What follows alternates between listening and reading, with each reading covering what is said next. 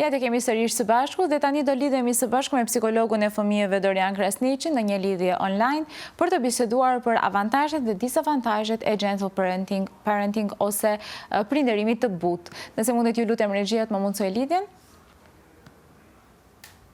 Përshëndetje, dëgjojmë? Përshëndetje, po.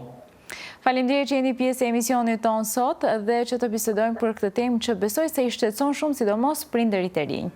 Do doja që ta filloj pikërisht nga ajo se çfarë është gentle parenting, çfarë është kjo metodë e re e prindërimit.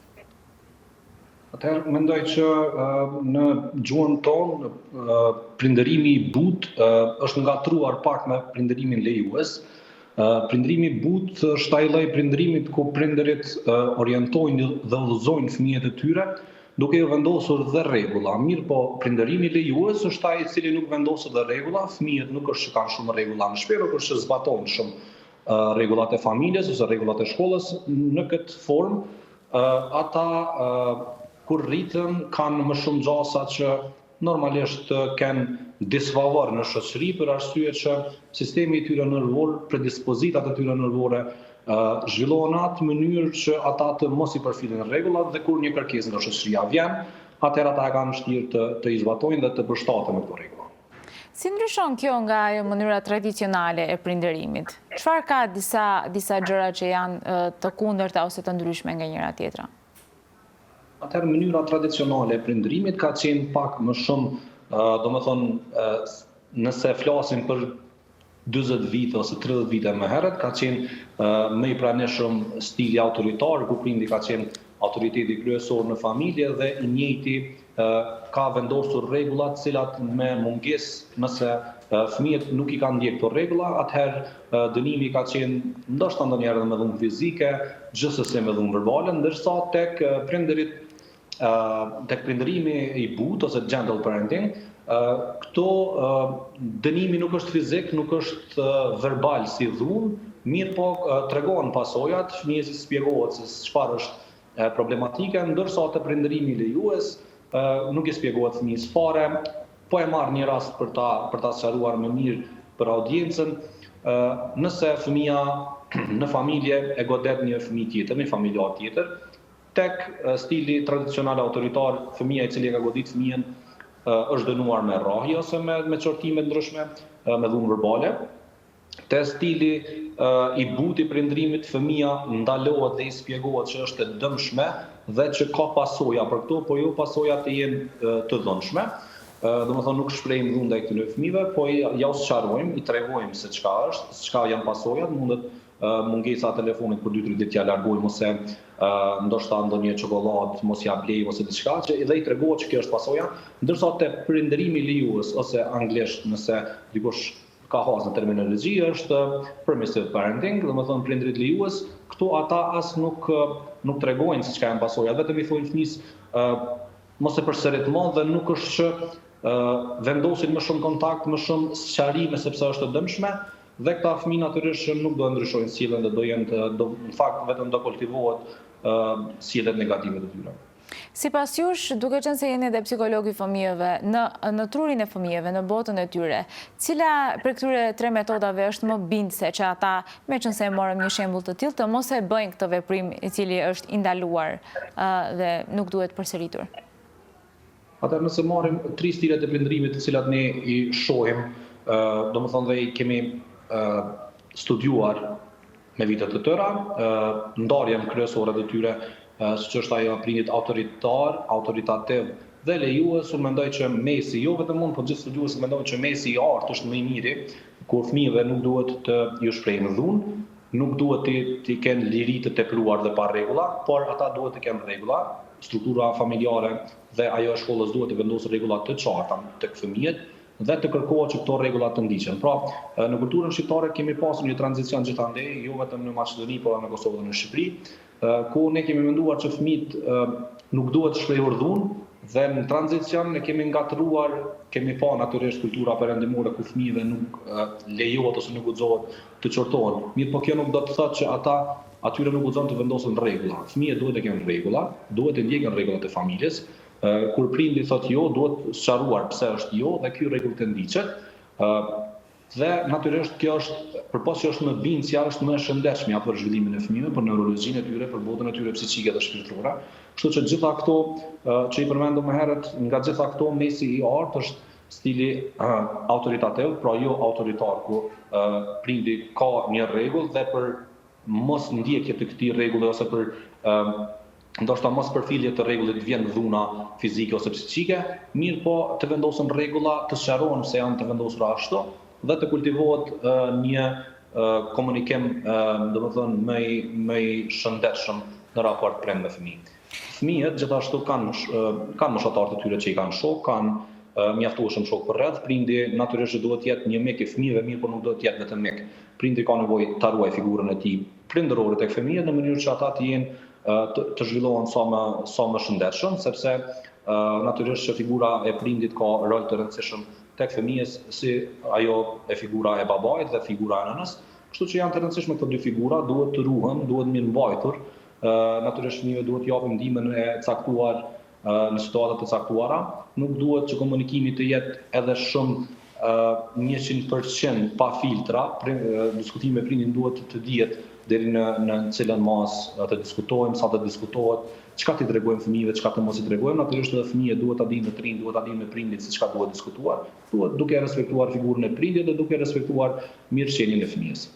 Përmendot pak më herët se kjo metoda e gentle parenting, e prindërimit të butë, është një metodë që për pasojë kur bëjnë një veprim të gabuar nuk ka dhunën. A mund të numërohet si kjo si një nga avantazhet e prindërimit të butë dhe cilat mund të jenë dhe avantazhet e tjera të këtij stili të prindërimit?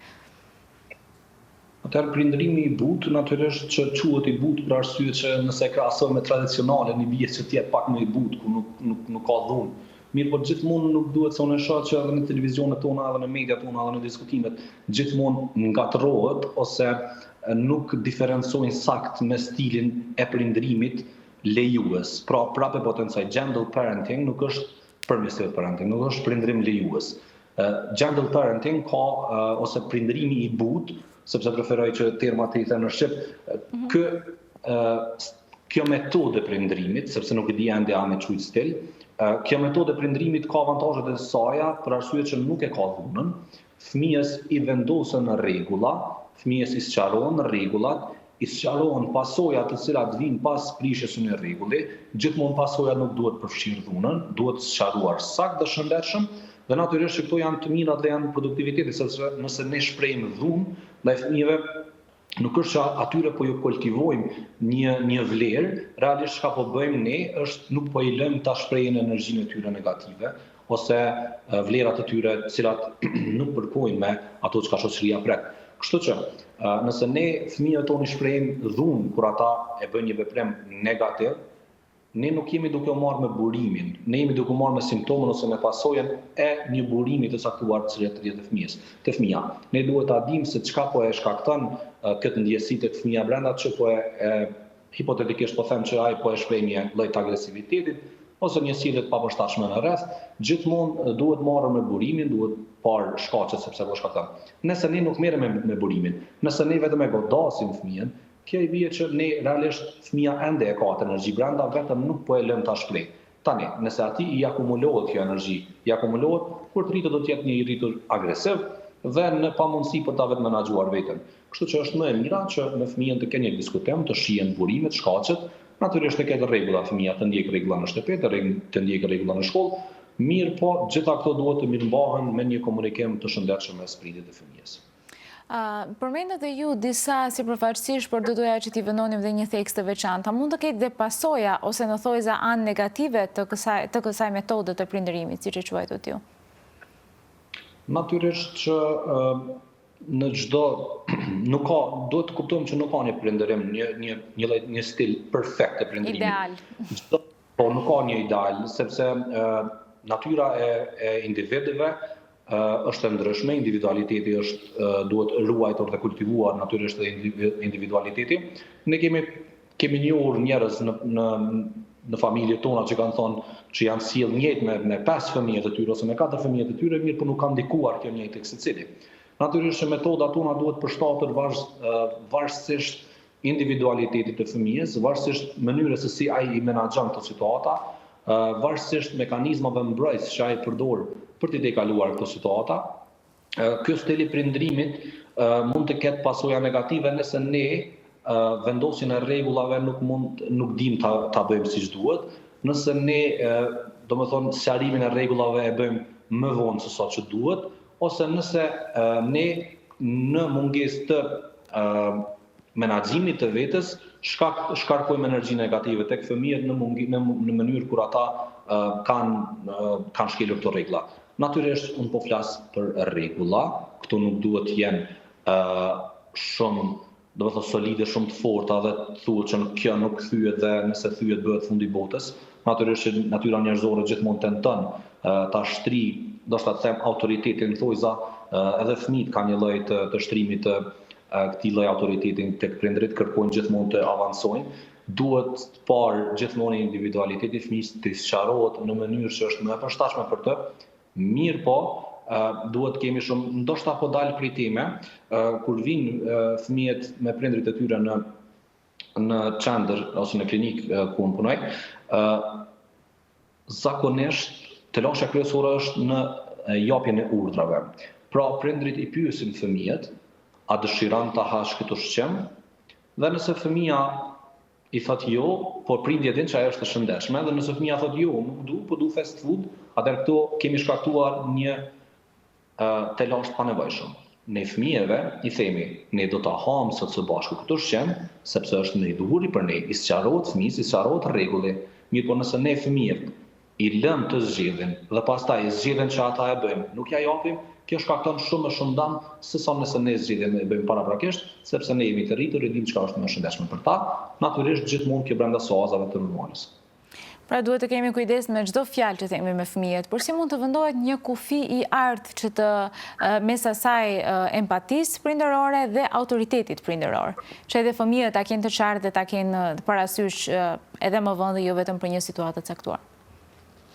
Është e vështirë, thashë të mëherët që një prindërim ideal është e vështirë me u arrit, nuk ka një lloj të shablonit se si ne duhet të arrim ta vendosim këtë kufi, duhet njohur vetja, duhet njohur fëmia, duhet njohur rrethonat në cilat ne gjendemi. Edhe tek kultura jonë është pak a shumë fëmia është qendër të vëmendjes derisa ai të mbush moshën 5 vjeçare, pas moshës 5 vjeçare shkon në shkollë dhe shumë pak i kushtohet rëndësi. Fëmija duhet kushtohet rëndësi në rregulla dhe në vendosje të rregullave derisa ata të jenë në gjendje që jetën e tyre ta menaxhojnë vetë. Ky mes i artë duhet arrir dhe nuk është gjithmonë mes i artë. Ne mund ta vendosim mesin e artë për 2-3 muaj. Mirë po të lëshojmë pa ose ta humbim këtë mes për disa muaj. Nuk është fundi i botës. E rëndësishme është që ne të tentojmë sa më shëndetshëm dhe sa më mirë ta rrisim një fëmijë. Tani natyrisht ne jemi qenie njerëzore, dhe me qenë se jemi qenie njerëzore, ne jemi edhe qenie e gabueshme.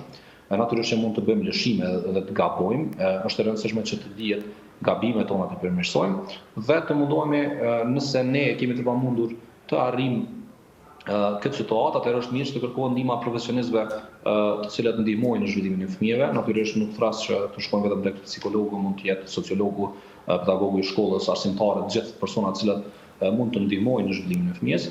Kështu që duhet bërë një lloj i bashkëpunimit prind, arsimtar, sociolog, psikolog në mënyrë që fëmijët të rriten sa më shëndetshëm.